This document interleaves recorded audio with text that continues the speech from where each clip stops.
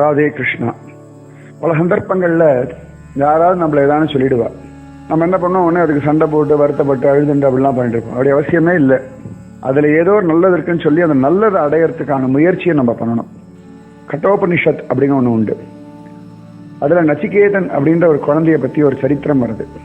அந்த நச்சிகேதனுடைய அப்பா அழகா ஒரு யஜ்யம் பண்றாரு, விஸ்வஜித் அப்படின்னு ஒரு யஜ்யம். அந்த யஜ்யம் பண்ணா என்ன ரூல் அப்படின்னா, தங்கிட்ட இருக்க எல்லாத்தையும் உலகத்துக்கு கொடுத்துடணும், அப்போ உலகத்தை ஜெயிக்கலாம்.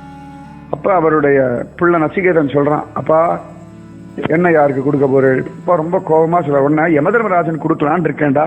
சரிப்பா நான் யமதர்மராஜன் தானம் கொடுங்கன்னு சொல்லிட்டு ஒத்த காலில் நின்று யமலோகத்துக்கு போறான்.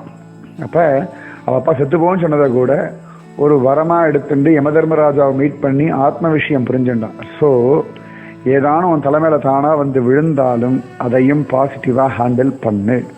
எல்லாத்துலேயும் கிருஷ்ணன் உன் கூட துணைக்கு என்னைக்குமே நிற்கணும். ராதே கிருஷ்ணன்.